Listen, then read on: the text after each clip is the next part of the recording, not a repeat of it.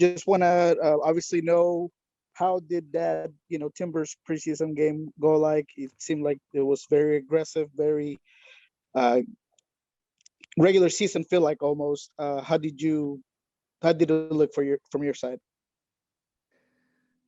I agree. There was a little bit of, chippiness in the game. It was a typical Portland Seattle match in some ways. I was teasing the referees. I said, "Welcome back," um, but it was okay, Nico. I mean, again, the players have mutual respect for each other. They all want to win. Portland's a very competitive franchise.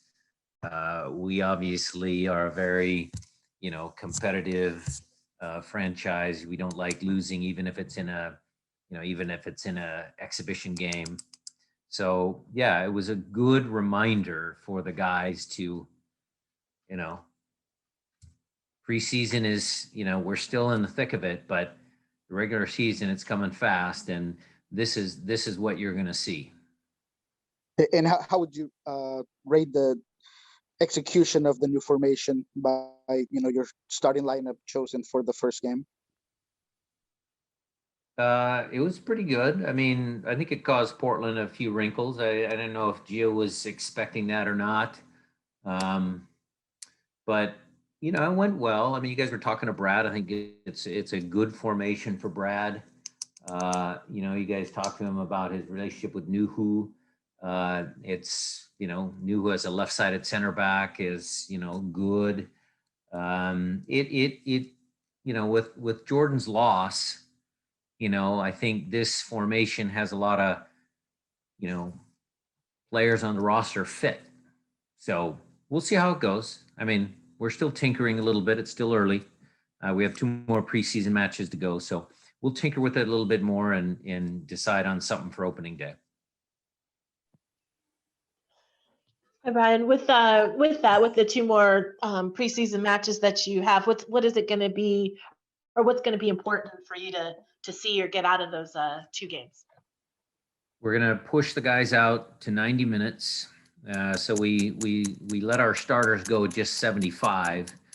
And so we'll push them out to 90 minutes for both of the last 2 games. No injuries. And again, just some fine tuning and, final decisions on, competition for starting spots. That'll be the test. That's what we're watching for in these last couple of games. Coach, you had some players kind of admit before MLS Cup that it took a lot out of them mentally to make it as far as you guys did. And I know that was a point of emphasis for you guys all of last season. And how do you have you touched back base with your players to see where they're at, just kind of in that side of things, like mentally and psychologically? And how do you keep them kind of motivated and right as you kind of get into this new year? So the first part of your question, you thought that some of the players had said mentally they were tired at the end of the year? Well, not necessarily tired, but that it had taken a lot out of them in the pandemic year to kind of grind. Yeah, it was. Yeah. Okay. I think that's a fair way of putting that, Matt. It was a long year last year. It was an emotional year. A lot of those players have older parents, that could have been affected, might have been affected. Some had family member, stuff like that. So, I mean, it was a long year and an emotional year because of COVID, all of the stuff that was going on. And again, not just in our bubble, but in a national level, there was a lot of things going on. The guys seemed good this year, Matt. I haven't asked them directly, but what I would tell you is that, after that first group played Portland, they didn't head right off to the showers. They didn't, whatever. Most of them stayed to watch the majority of the second group. Nico as a captain stayed all the way through, watched both games, which I appreciated. It's important for those young guys to understand that here's Nico Ladero, captain. He stayed and watched the whole game, giving them guys feedback after the game. I feel that the group is in a pretty good place. I heard you guys talking a little bit about Freddie Montero. You know, he's happy to be back, Matt. That's been a real positive. Brad's happy to be back. You know, when Raúl's here, you know, we get everybody back together. I think they're a refreshed group. I think it's probably normal, Matt, in any preseason. I mean, they had a couple of months off or a month and a half off. They're eager to get back at it.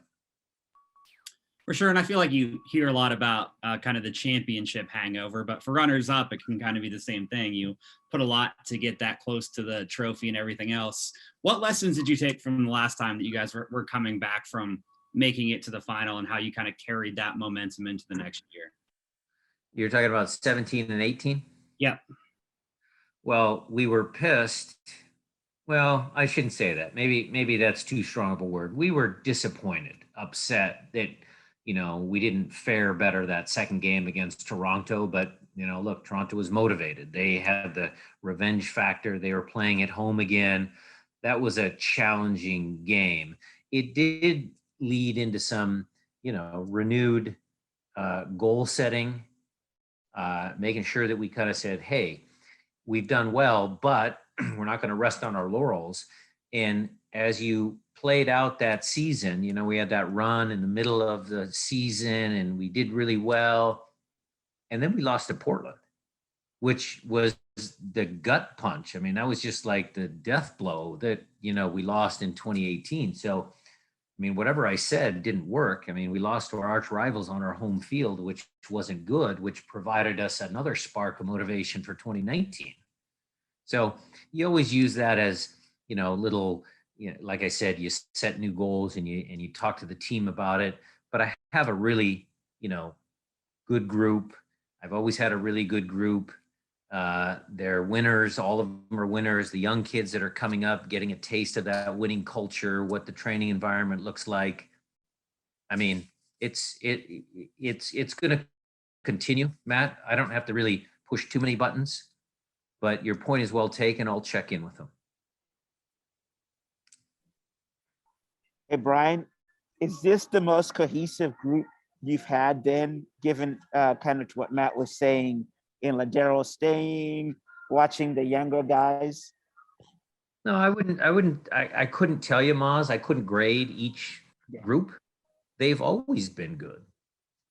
I mean, we've always had a good culture. For you know, the group of guys, you know, the message of it's your team, you know, you guys are the ones that do all the hard work. We all believe that. Everybody in our organization knows that it's the team. They have to bond together, and you know, that's been you know, it's been a good preseason so far, but you know, I think they've all been pretty good. I guess I'll ask it this way. Is there more energy towards that this year, that you felt that or not? I'm trying not to. No, Maz. I remember a couple years ago, I don't know when it was, 3 years ago or something, and we brought a bunch of young kids. It was like the first time we brought the young academy kids. I'm talking like, you know, when Ray Serrano and Azriel and some of those guys were, you know, they were 15 years old, 16 years old. And we brought them down to preseason and we played in Tucson against Portland, I believe it was, and they lit it up. I mean, the young kids, it always gets you excited when you have these young kids come into your training environment and the older guys, you see their reactions, which guys are, you know, just going to kind of say, oh, it's just the young kids and they're going to be a little mean to them or, you know, teach them the ropes or be good to them. I mean, that's always a fun dynamic for us as coaches to kind of incorporate some of the young kids. I don't think this group is trying harder than other groups. I don't think it's any much different than other groups. I wouldn't say that. Thanks. Coach, the uniform is very unique, in my opinion. What is it that you like the most about the new kit? Well, All Along the Watchtower could be, you know, one of my top 1 or 2, 3 favorite songs of all time. We grew up listening to Jimi Hendrix up at Nathan Hale High School in the parking lot, you know. I think the kit is tremendous. I think it's fantastic. It looks good. It feels good. The imagery, the tradition, the shout out to Jimmy. What a tremendous, he played the guitar back, left-handed, right-handed. He was such a talented musician. The legacy of his, being from Seattle. There's a lot of really positives that are surrounding that jersey, and I get it. I mean, I'm raising my hand. I'm trying to go online to buy it too.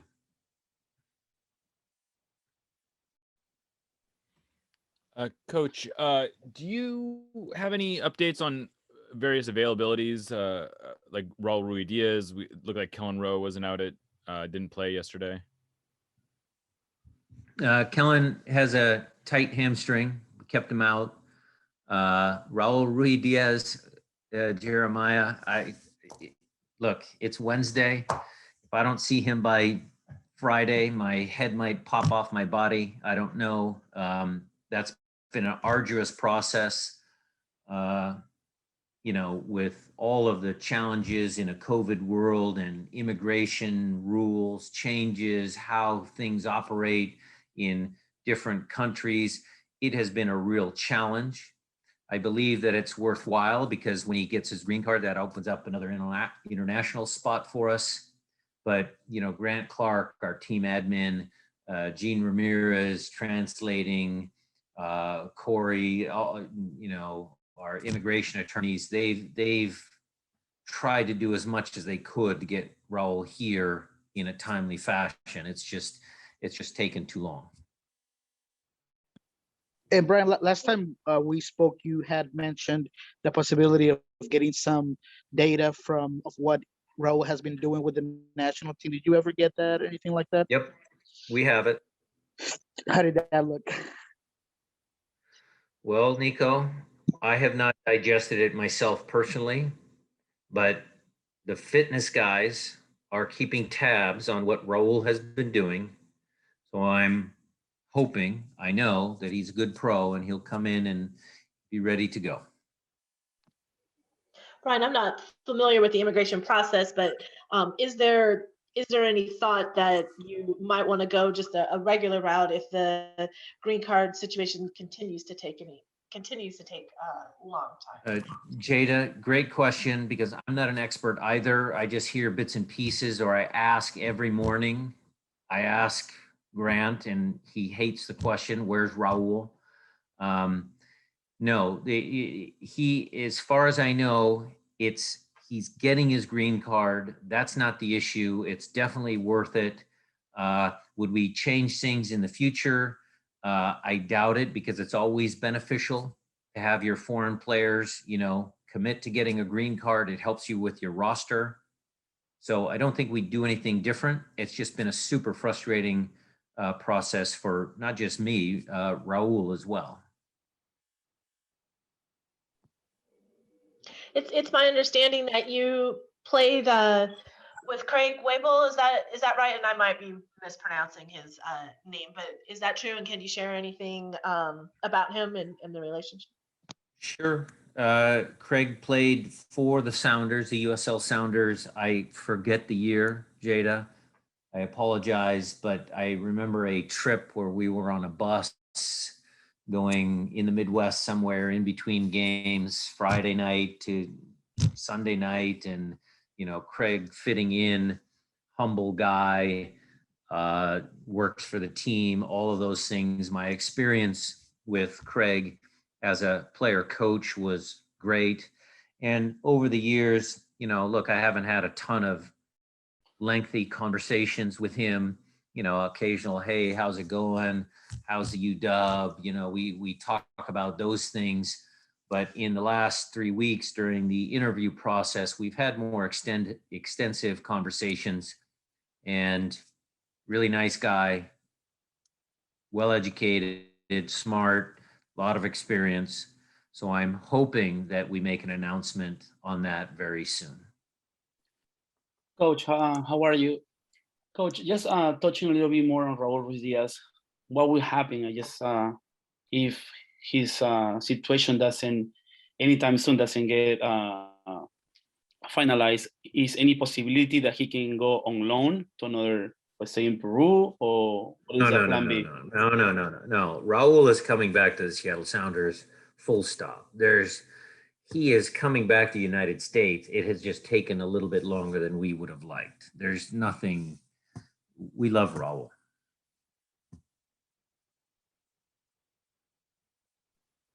Coach, the MLS announced the new schedule just coming out, and obviously there's a lot of congestion there. Curious about how the depth is looking, and are you satisfied with where you're at, or are you looking elsewhere to potentially bring in some reinforcements?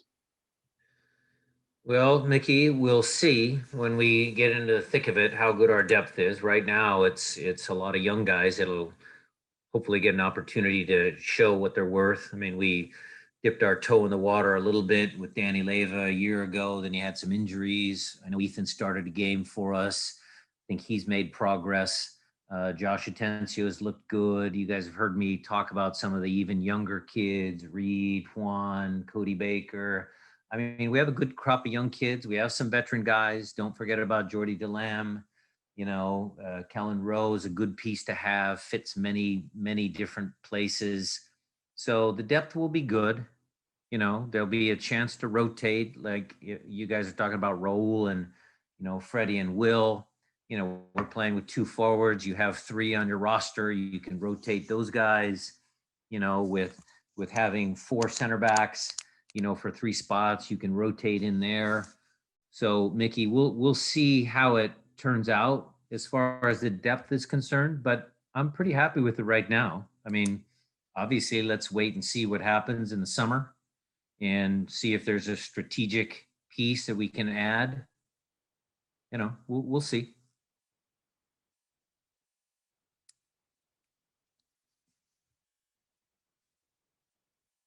On that same note, I know you've talked about some of these younger guys, but has anyone been able to stand out more recently? Guys that maybe are looking to get one of those last roster spots? Well, there's a crop of them, Jeremiah, and some of them are signed already to defiance contracts. So the club actually, controls their rights. There are some of those guys that are under those defiance contracts that are making a serious case for being part of the first team staff or first team roster. So we'll see these final 2 exhibition games. We'll have a game for our first group, and then we'll have a game for our second group, and those games are important for us as coaches as well because we're assessing them. I mean, you had Juan Alvarez, Reed, Josh, Danny Leva, all of those young kids playing against Portland's reserve or second group. But Williamson was there in the second group. They had some other first team guys that played extended minutes in that second game. So there's always an assessment going on. Every training session, every practice game, every exhibition game, we're always trying to assess those young kids. And, there might be a couple of them that make the jump, Jeremiah. I'm hopeful of that. But we'll wait till a little bit later after these last couple games before we make any final decisions. Coach, speaking about younger players, what is your sentiment about the United States not qualifying for the Olympics? Well, I mean, it's a shame. It's pro sport. It's not pro sports, but it's sports. Certainly, the record of the U.S. and qualifying the Olympics hasn't been good. I mean, I think we as Americans have to own up to that. I mean, how do we as a country, how do we as a collective, the soccer people in this country, go about making sure that, we're doing everything we can to develop players? All of those things are important. What I would say at practice the other day when we had our little day before match day -1 little game, I did make it a little competitive. I had all of the US players playing against the rest of the world. and it adds a little bit of spice to the training sessions. Shane O'Neill was part of that qualifying group in 2016. Obviously, we've had, Shandon, Danny Leva, Christian. We've had some, U.S. internationals, both on the senior team and on the youth levels in that USA group. And they're playing against the rest of the world, meaning Yaimar from Colombia, Ecuador, Martinique, Cameroon, Uruguay, and the US won. So they extracted a little bit of revenge on the rest of the world. So we brought it into the training. We obviously talked about it. We try and always learn and watch on TV, and it was disappointing for sure. But we are a good soccer country, and I'm sure we'll erase that record soon. Hey, Brian, Governor Inslee just announced that all adults 16 and older in the state are going to be eligible to get the vaccine starting April 15th. Do you get a sense of how much your players and staff are wanting to get vaccinated, and how do you fit that into, I guess, making it a priority within the realm of the season starting about that time? Well, Tim, I wouldn't say that I've heard anybody say they don't want to get the vaccine. But obviously I leave that to the medical department.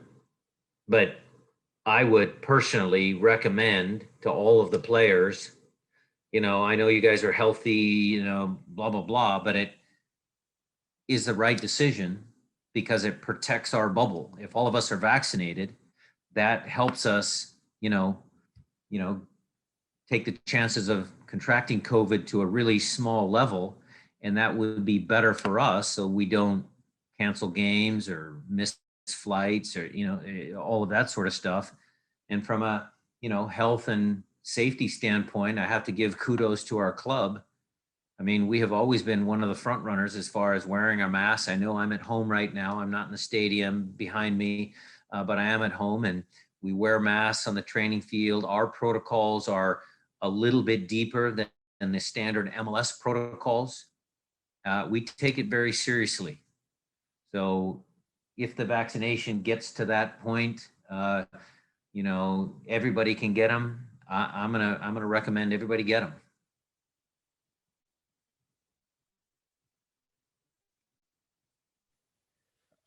Coach, independent of how it relates to their likeliness of making the first team, do you have any thoughts on what you've seen from the Defiance players yet?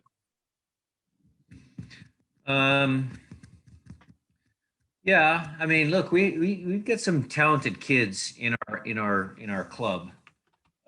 You've heard me talk about some of the guys. I mean, I could go down my list here.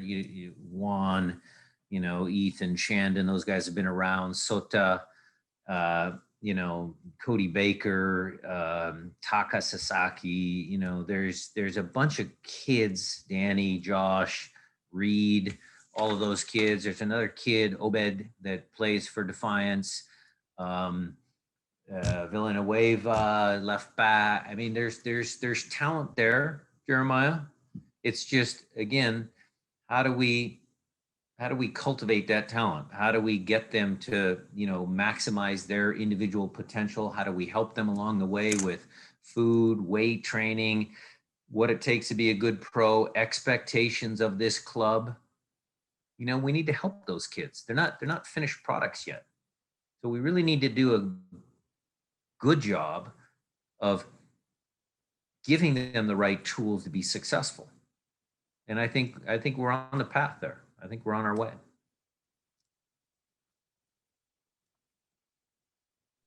Hey, Brian, in this new formation, Nuhu has looked great as we hear, but that means that you're taking a center back position to a guy that has been playing left back. That could be hard to deal with as a player.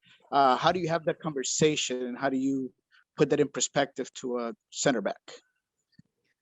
You're talking about Nuhu is upset or one of the center backs is upset? No. I'm saying that whenever if Nuhu ends up being a center back because he's work rate, it would mean that a player who's a center back would be seeing a left back taking a center back position. How do you have that conversation with a player so their ego doesn't get affected or anything like that? Well, Nico, managing young players with a lot of testosterone, a lot of competitiveness. They come from different cultures, different upbringings. It's always a challenge. That's always a challenge. You always want to have the players believe in their teammates, believe in the group. That's number one. Number two, you want them to, work hard and work smart, because working smart is, critical. There's a lot of guys that work hard, but you have to work hard and smart. They have to believe in the system, the style of play. So it's really a constant, challenge for us as a coaching staff to get, everybody to believe in all of those things. There are tough conversations sometimes, but if you're looking at the new formation and, now there's 3 center backs instead of 2, well, it's basically the same if you had 2 center backs for 3. I mean, we had Chad Marshall, Kim Keehee, and Roman. Only 2 of that 3 was going to play. If you have a 3 center backs and, if Nuhu joins that center back club or group, I mean, it's the same thing. We're going to have to rotate this year anyway. There's going to be guys missing for international duties. So how, I wouldn't be so, I'm not worried about it now. It usually gets a little trickier towards the end of the year when guys kind of know their place in the group and kind of who the coaching staff thinks are the starters. Then it becomes a little bit more challenging. But, right now, everybody's fine. Everybody's working together, just trying to make it work. And how exciting has it been to have, 2 of your most dynamic players that before they used to play the same position. Now, they're able to be, playing together the way Brad and Nuhu have.